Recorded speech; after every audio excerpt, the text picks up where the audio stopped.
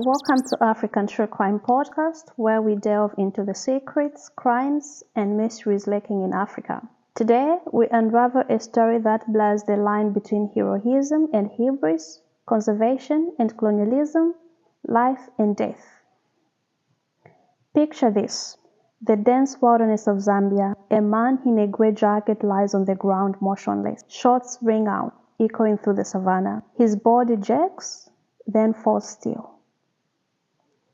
Who was this man? Was he a poacher, as claimed, or an innocent life caught in a deadly game? At the heart of this chilling mystery are Mark and Delia Owens, famed American conservationists. Their mission? To protect Zambia's wildlife from poachers. But behind their celebrated efforts lies a darker narrative. It's one of obsession, unchecked power, and perhaps murder. This is the African True Crime Podcast. I'm your host, Mulilo Fasani. Subscribe, listen, and join us as we explore the untold stories of Africa's wild heart.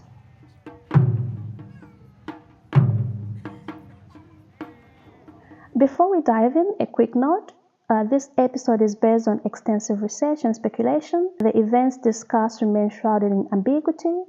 No conclusions are drawn about anyone's guilt or innocence. Let's begin.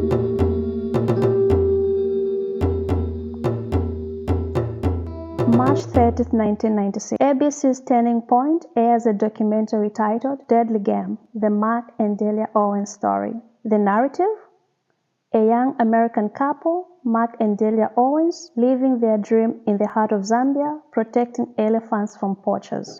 But this wasn't just any documentary. Hidden within it was something shocking. A scene that some describe as a real-life snuff film. For those unfamiliar, a snuff film supposedly depicts actual homicide, recorded and distributed for profit. In this case, the cameras followed scouts working with the Owens. They stumbled upon what appeared to be a poacher's camp, and then a man in a grey jacket appeared. Shots were fired. The man fell. More shots followed from off camera. The man jerked once more, and then nothing.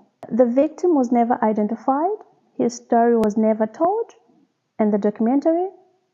Well, it moved on, leaving viewers and later Zambian authorities with more questions than answers.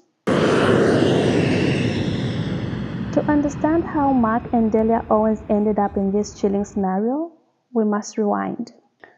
Mark Owens is a farm boy from Ohio, and Delia Owens is a Georgia-born wildlife enthusiast. Their shared love of animals brought them together at the University of Georgia, and in 1974, they sold everything and flew to Botswana. There they lived in Deception Valley, studying lions and hyenas in the Kalahari Desert. But their idyllic life was shattered when Mark claimed he saw poachers slaughtering animals. Outraged, they reported it to authorities, but nothing happened. So they took matters into their own hands, publicly condemning Botswana's inaction.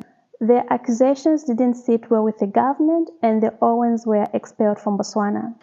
In 1986, Zambia welcomed them. They found a new home in North Luangwa National Park. It's a sprawling game park teeming with wildlife. It seemed like a fresh start, but soon their conservation efforts would take a much darker turn.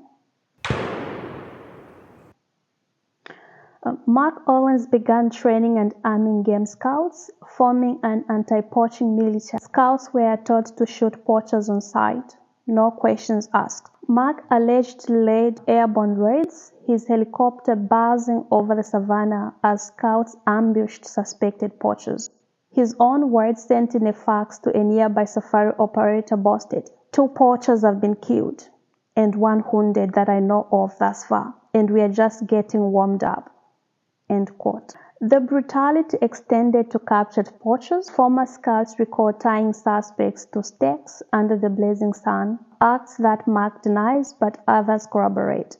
And then there is Christopher Owens, who is Mark's son from a previous marriage. He trained the scouts in hand-to-hand combat, disciplined them with beatings, and according to one ABC cameraman, may have been the one who had pulled the fatal trigger on the man in the grey jacket.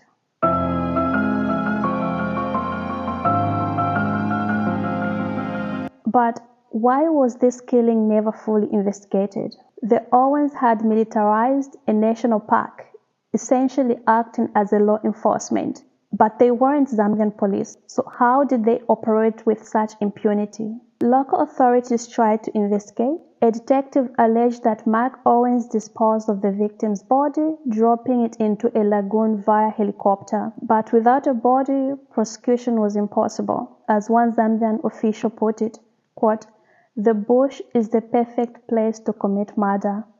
The animals eat the evidence." End quote.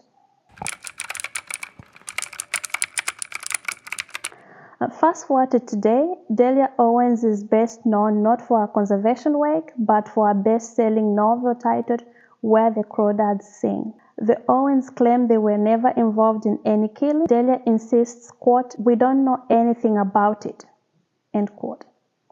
Mark says his infamous facts was exaggerated, and Christopher denies being at the scene.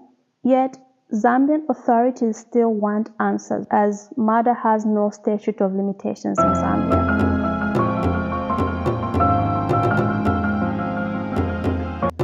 So, what do we make of this tale? Were the Owens heroes fighting to save endangered species, or were they reckless vigilantes who let their obsession with conservation spiral out of control? Well, perhaps the Owens story is a reflection of something larger. It's the legacy of colonial attitudes in conservation, a stark reminder that even noble intentions can cast long, dark shadows. Thank you for joining me on the African True Crime Podcast. If you found today's story compelling, don't forget to subscribe, leave a comment, and share your thoughts. Until next time, stay curious, stay safe, and keep exploring Africa.